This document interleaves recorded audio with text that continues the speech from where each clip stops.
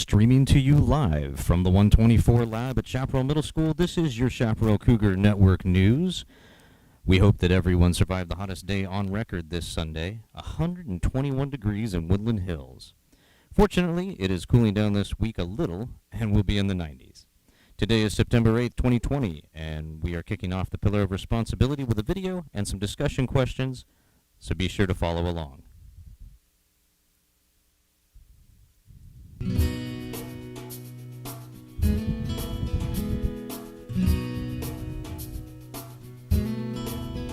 Hello, my name is Emily Wozniak, and welcome to Discovering Your Character.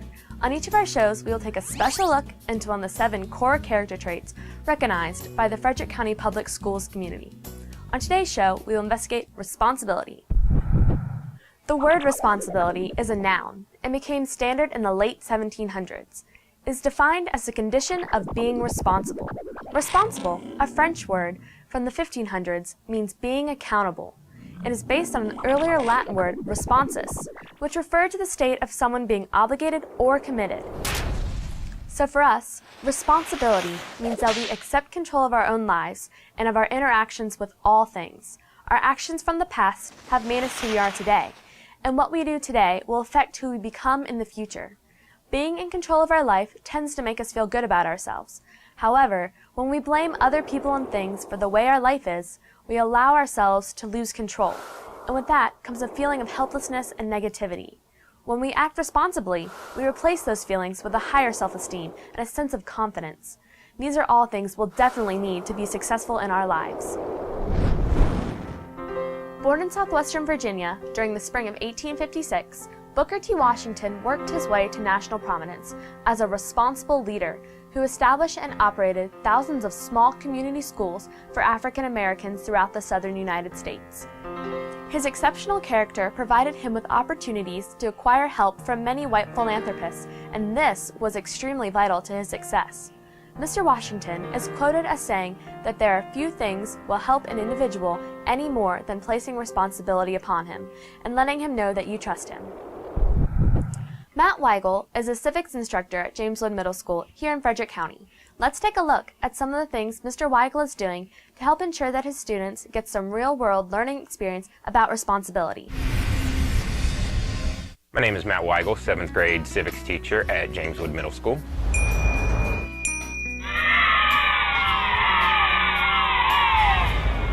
When I think of the word responsibility, I think of a bunch of different things. In our civics classes, we have to learn one of the character traits of a good citizen is responsibility. And this year I wanted to do something a little bit different, and the civics department at James Wood Middle School decided to bring it to real life.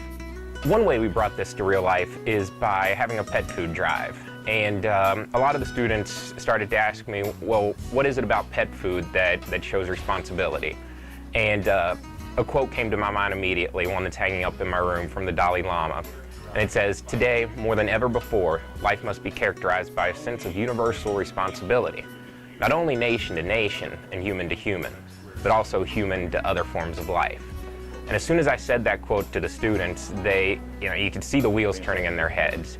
And they did a great job. As the drive ended, 800 pounds of dog food, and we were given a Humane Partnership Award by the Frederick County Animal Shelter.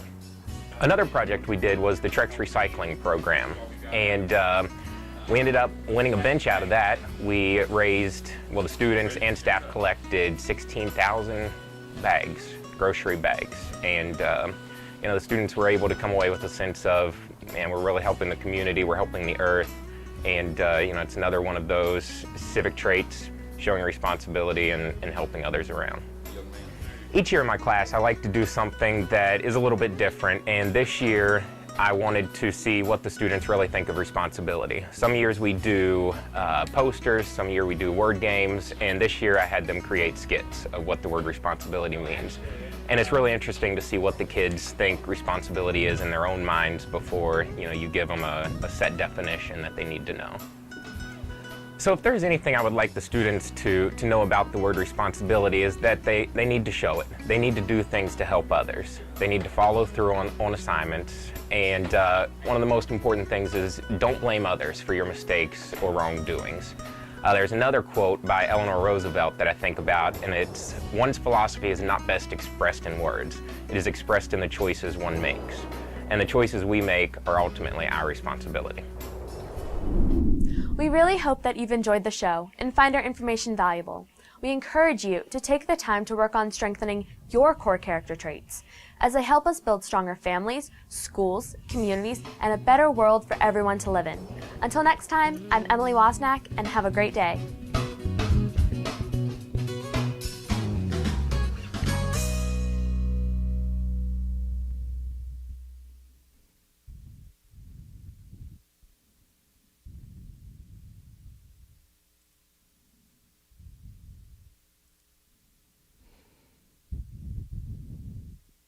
Okay, Cougars, so here are our discussion questions for today. What do you think of responsibility? Number 2, how do you show that you are responsible? Number 3, do you take responsibility for your actions, or do you find that you blame others? This is the 4th week of the grading period, which means that some of your grades have been updated as many times as twice already, or maybe even more, depending on who your teacher is.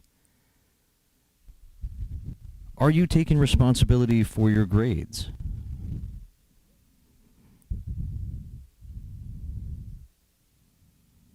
Those are your discussion questions for today, and we hope to see you back here on Thursday for another broadcast and some tips on how to get through distance learning and making sure that you're staying on top of everything and being responsible.